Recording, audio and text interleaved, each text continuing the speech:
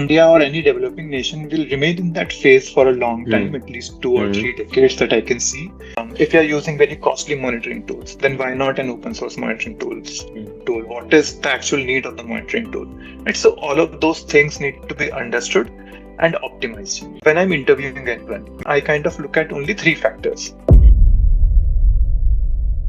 Welcome back to 7 Minute 7 Question, the podcast where we explore quick, insightful, and conversation with industry leaders like you. So, I'm your host, Shashwat, founder of Social the VPN. Today, I'm excited to introduce Shalabh Aggarwal, the CTO of Credflow. Shalabh has extensive experience across fintech, AI, B2B, having led engineering at BharatPe and Savi. He is also a published author of Flask Framework cookbooks. So let's dive right in. Salab, thank you for joining us. And how are you doing today? Thank you, Shashwat. I'm doing good, and thank you for having me. It's a pleasure. So let's start. We are going to have 7 questions and in 7 minutes. So my first question is, what sparked your transition from software engineering role to becoming a CTO at Credflow, and how did that journey unfold? Okay, interesting. So I actually started my career from a CTO role. I started my career way back in 2010 with a startup of my own, and I was the CTO there. I started with the leadership role and learned a lot of nuances around how to build software, how to build teams, right from scratch to a certain extent. But when I transitioned from that startup of my own and moved to an IC role in Google, that was a turning point in my career where I learned how corporates do it or how larger companies do it, right? How do they build teams? How do they build processes? What are the, you can say, tools and techniques needed to achieve the goals while building a team, while building a company, right? So since then, I've been learning for over 10-12 years how to do things. 2-3 years back, I think I got enough maturity to take over a CTO role, which is at the helm of technology in any company, and then I went for it. My next question is, what inspired you to join Credflow specifically, and what excites you about the fintech space right now?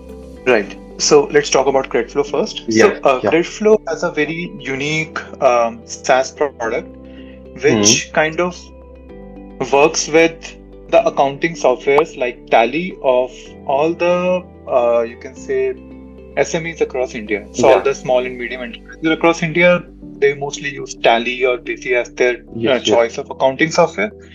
But the challenge with these accounting softwares is that they are built for the accountant, not for the business owner. Right? And we integrate with these softwares and then use that data to leverage a lot of analytics and a lot of automation to make that software or the accounts of any company which can be studied by the business owner, because ultimately the call has to be taken by the business owner on the finances of the business, right? So that is what we do, and we essentially have a SaaS offering around it, which kind of sits very well with the SMEs across India, and we are the market leader in this. Coming to your second question, right? Fintech industry. So fintech industry in India is over the last 3-4 years, right? The fintech industry has seen an interesting transition. Right? If you talk about 2021. The industry was very nascent and a lot of things were happening, a lot of new products were being tried out, and there were compliances, there were regulations, but they were not that strict. Now, since the fintechs have taken a prominent role in the financial aspect of the country, right? So that's where that transition is happening, the shift is happening, where the compliances are becoming stricter, the rules and regulations are kicking in. And that's where things are becoming more user-friendly, or I would say user-centric. So the government is kind of taking care of the, you can say, consumers, and the fintechs are following the suit. So this will keep on maturing. The regulations and compliances will keep on maturing. User-friendly or user-centric products will come in, more products will come in, more credit products will come in, more investment products will come in, everything will come in, but everything would be more user-centric. That's what I feel with the fintech industry and the transition that is happening as of now.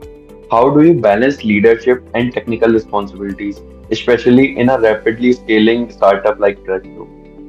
I would say both leadership and technical responsibilities are two sides of the same coin.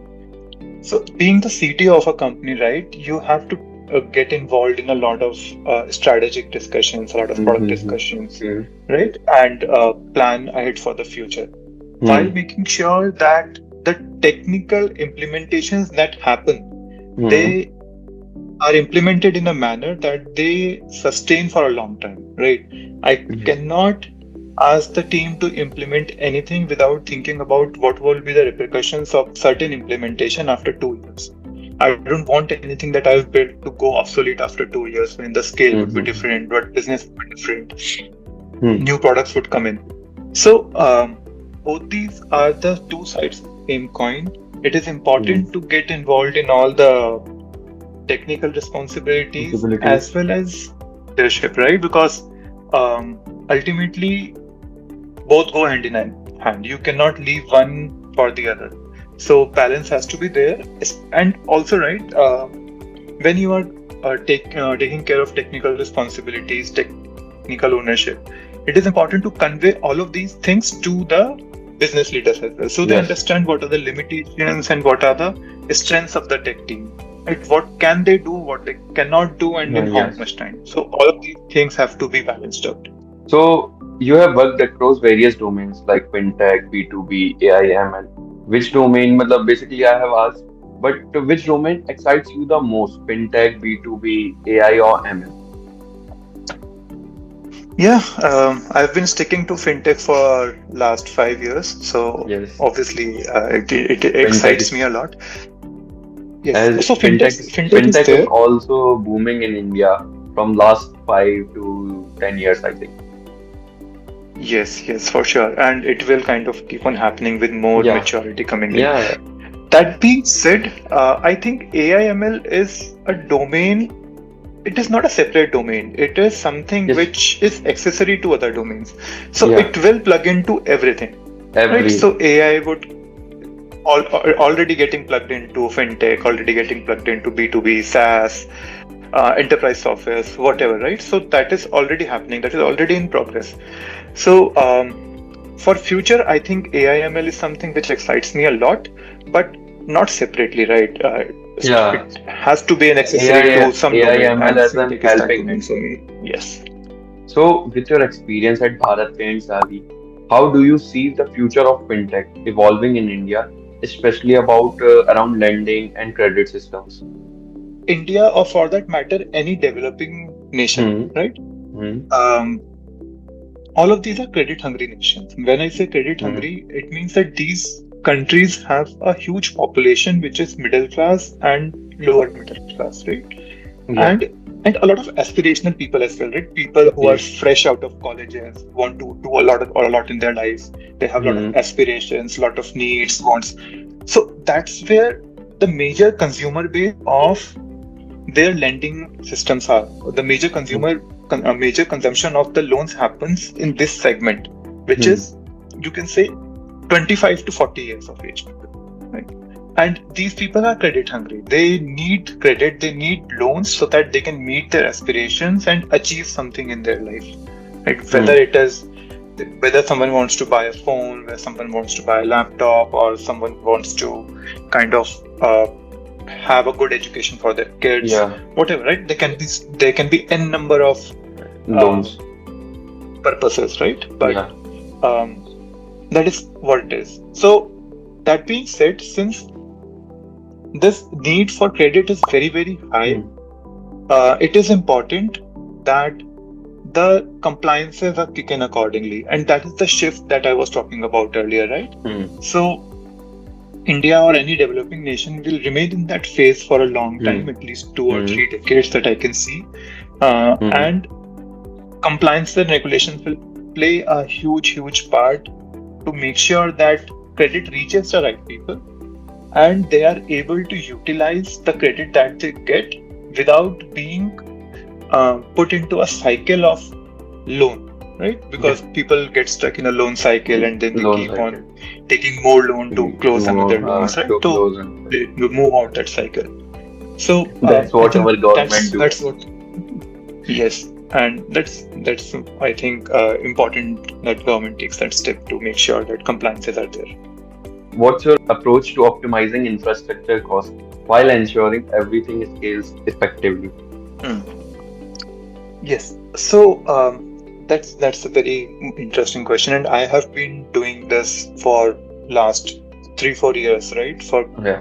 in last 3-4 years I've been working at 2 or 3 companies, and one of my major KRs have been to optimize the infrastructure cost while making sure that the Mm-hmm. business is scaling and business needs are sustained by that, Yeah. are served by that infrastructure. Mm-hmm. So one thing that I usually do is to simplify the system, right? Usually, whenever a startup is getting built, right, in the initial stages, um, there's a lot of pressure to do a lot of things, and the requirements are all over the place. So the engineers at that time usually build a lot of services because they're not sure how the architecture would look like 1 year down the line, or what new services or what new products will be there. So they kind of build the software in a way where it becomes too complex. There are too many moving parts, right? There are too many Mm-hmm. services, too many external services, too many tools used in the system. And people like to learn as well, right? New technologies. So all of that is there. And a drawback of that is that system becomes too complex. When it kind of scales to a certain extent, it becomes too complex. And to sustain that complex system, you end up spending a lot on infrastructure. So my approach is to find the complexities in the system and dump it down, right? To simplify it. If there are 100 microservices, then maybe club them into 10 microservices, right? You don't need 100 microservices, or even a monolith if needed. If you have 3 different databases, why do you need 3 different databases? Try to figure out. If there is no need for 3 different databases, then get rid of something. If you are using very costly monitoring tools, then why not an open source monitoring tool? What is the actual need of the monitoring tool? Right. So all of those things need to be understood and optimized. Then go to new technologies. New technologies, as in, if you take example of AWS, right? So AWS or any cloud platform, they have multiple types of servers, right? Intel-based servers, AMD, ARM. Now, if you go from Intel to ARM, you would end up saving more than 50% on a server cost, right? But people don't know about it, or people are afraid to take this step. But it is important to take this step and go down that route and save a lot on the overall server cost. So usually that's my approach, and a lot of small things happen along the way, but this is the major chunk which kind of optimizes the cost. You are also a published author of Flask Framework cookbooks. So how was that experience, and how did that experience influence your software development philosophy? So writing a book is a very challenging and interesting experience, right? It's challenging to write a book. To put down your thoughts in words is not easy, especially when you are doing a book. If you're doing an article, it's okay to write 500 words. It's okay. But when you're writing a 300-word book, you have to think about a lot of aspects. You have to connect things from the first page to the last page. So all of those things happen. But it is very interesting, right? And the publisher helps a lot throughout the journey. So that's very commendable. My learning from writing a book is it's just a single sentence. If you cannot explain anything to someone in one go, then you are mostly doing it wrong. So essentially, when I write something in the book, then I reread it after 1 week or so. If I'm not able to understand what I have written in one go, then I've mostly written it wrong, or it's too complex. Then I need to simplify it down. And I follow the same practice when I explain any technical implementation that I have implemented to someone. if I can explain it in one go, in one sentence, or in just one go, it's good. If not, then I need to simplify either the explanation or the system. Okay. So you have been part of startup and large tech companies. How do the challenges differ and how do you adapt your leadership style in each style? As your question says, right, different sizes of the company. At different stages in the company, you need to have different balance between what you need to achieve. So I think of it in terms of balance between velocity and quality, right? So if you talk about larger companies, right, like Google, there we have a lot of focus and emphasis on processes, right?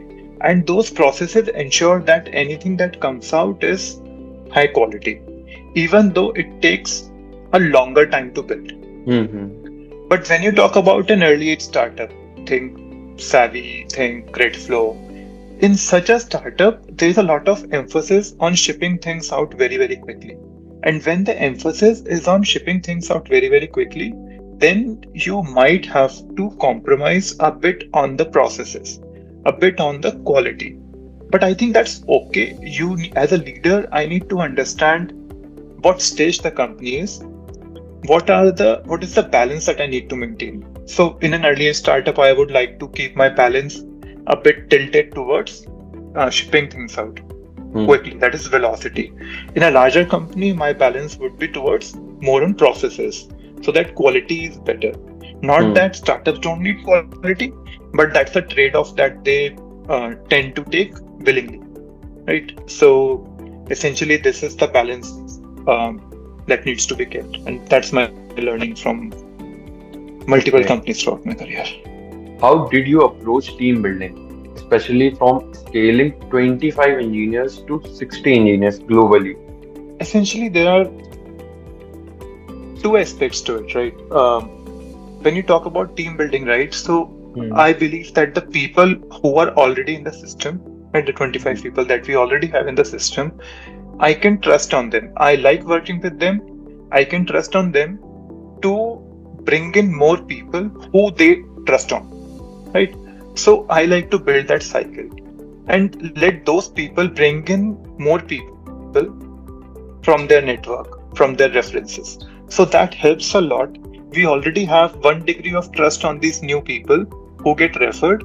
And since the people who are already in the system, they are referring these new people. So essentially, they know that the new person would be able to settle down in the system or not. Every startup has a different culture. Every company has a different culture, right? Yes. So will the new person be able to adapt to that culture? So that is one thing that I like to do. Another thing that I like to do is when I'm interviewing anyone, I kind of look at only three factors. One is whether the person is smart or not. Smart as in the person should be able to understand the problem statement, right? A lot of people are not even able to understand the problem statement, right? The depth and width of it. So that is one, being smart. The other one is hustler.